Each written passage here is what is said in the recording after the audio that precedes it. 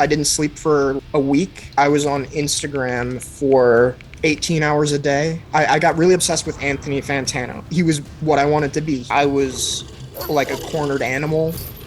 I was scared and hyper aggressive. I repeatedly assured everybody I'm not going to physically harm anyone or anything. And those were my intentions and shit. But I thought I was going there to be killed by the government. Hello, everybody. And welcome to Seaside Stories. Today I'm joined by two random viewers of the show. I've actually never met either of them before, which is pretty funny. They actually both reached out to me through DMs, which is really awesome, and they've decided to be anonymous for this session. So we're just going to call them Matthew and Food. Yes, that was his request for the name. I did not make it up, but I love it so much. So welcome to Seaside Stories, my friends. Thanks for having me. Thanks so much. Happy to be here. Of course, this is awesome. Before we tell our stories, I'd love for you to repeat after me for the Seaside Stories pledge. Do either of you mind? Not at all. You sure? Okay. Sure. Yeah. Willing to sign away my rights at a moment's notice. All right. Well, I like your style, man. All right. So, Seaside Stories is a safe place. Seaside Stories is a safe place. We tell these stories at our own pace. We tell these stories at our own pace. Some sinful, some pure. Some sinful, some pure. But all stories by the sea are safe and secure.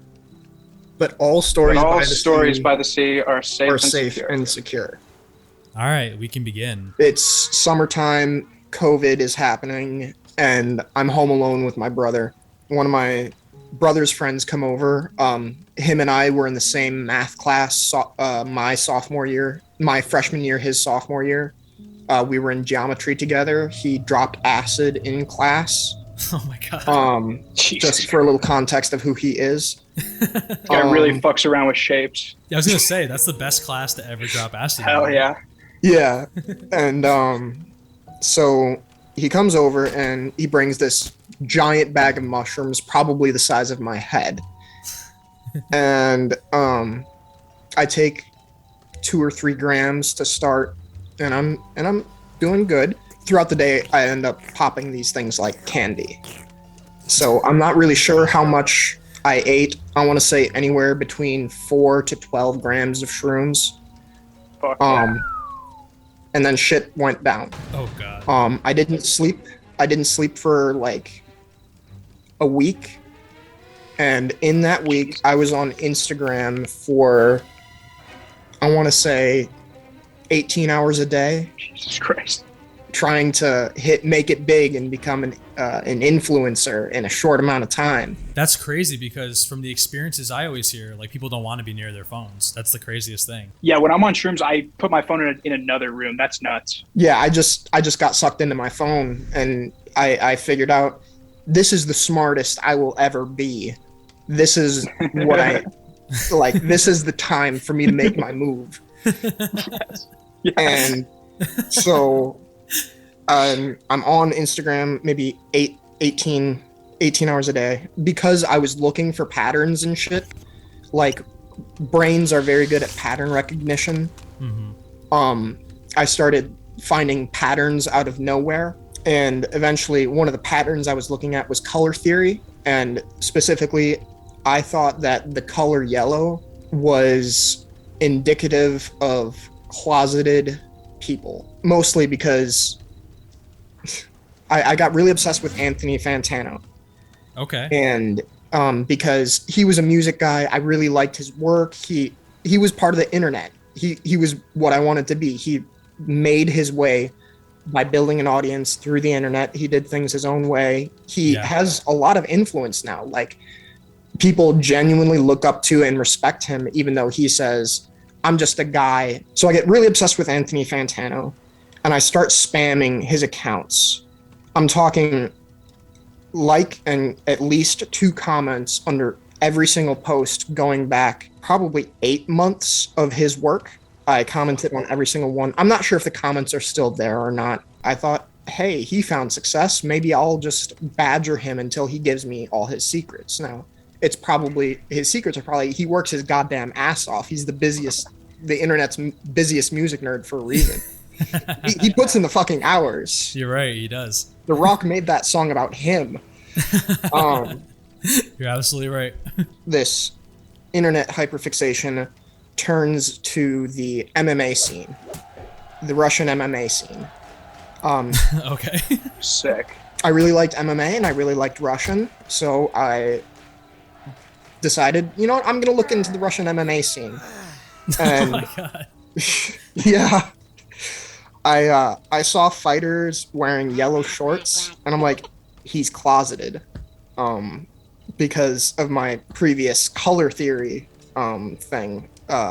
Shit hit the fan.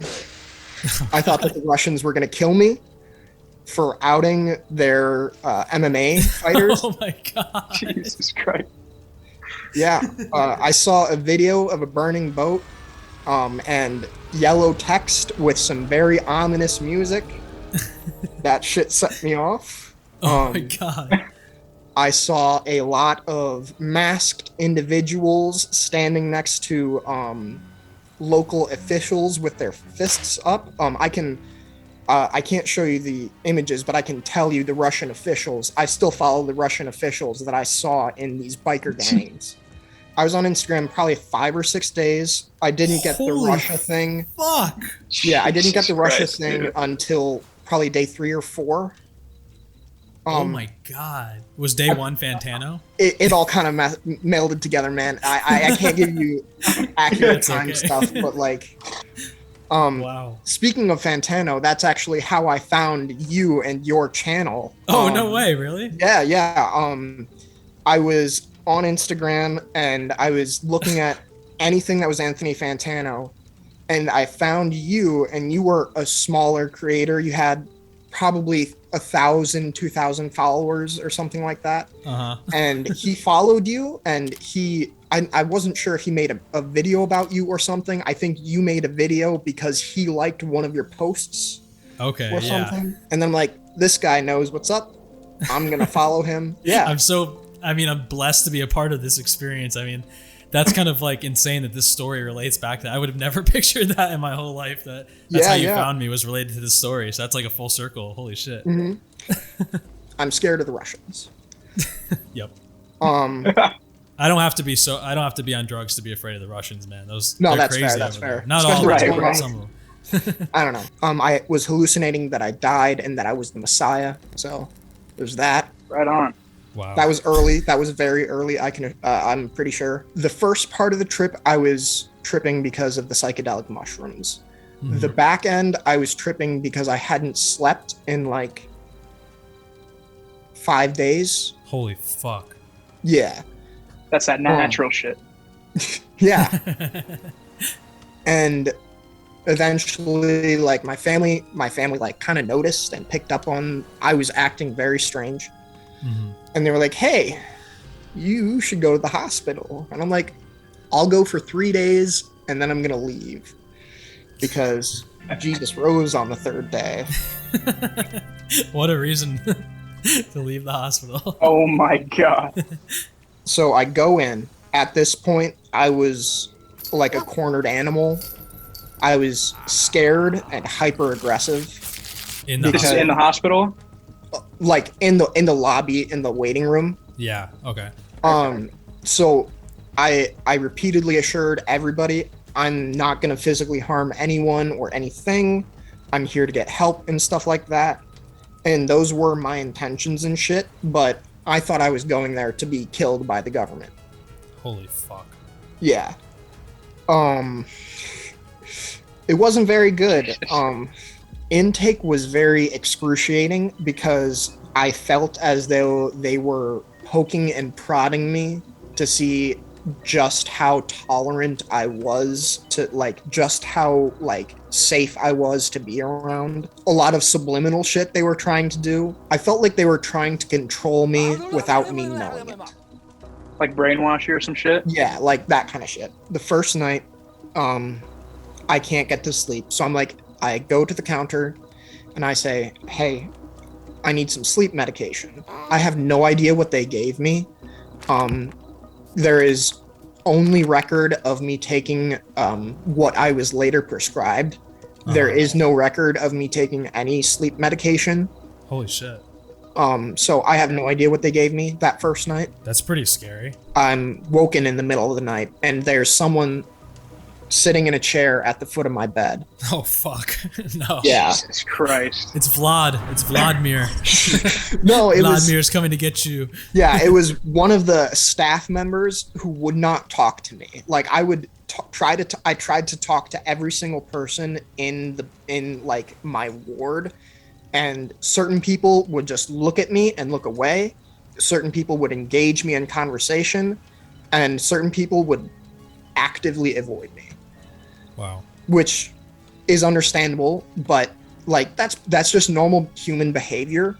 But when you're going through the shit that I'm going through, you're cataloging government spies, actual residents, and people like... Of course. I'm telling you, man, it was rough. Holy shit. He's at the foot of my bed, and I'm like, okay. So either I'm going to die here or I'm not, but I'm too fucking tired to do anything right now, so I'm going back to sleep. They removed all the clocks in the ward after 2 days because they noticed I was looking at the clock very intently. One of the calls I made to the outside, I think it was the first call I made to the outside, I called one of my good college friends who I no longer speak with, and I said, hey, you gotta get me out of here. I don't belong here. You gotta get me out. Okay. And to a sane person talking to someone who's in a mental health institution, that doesn't sound good. Yeah. Nah. I had this list of names that I wanted to talk to. People like Joe Rogan, Jordan Peterson, Paul Stamets.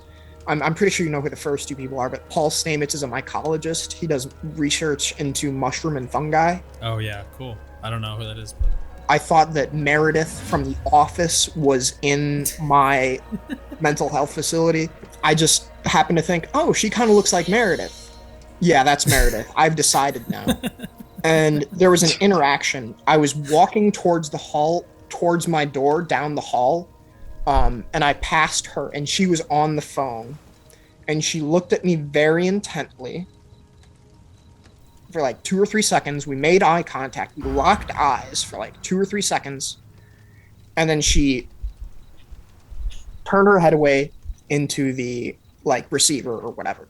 That's crazy. Meredith of all people, man. That's... Yeah. Jesus, dude. On the 3rd or 4th day that I was in the mental health institution, I was speaking in code and metaphors to one of the people I thought was a government agent, and they reciprocated. Jesus Christ. Holy fuck.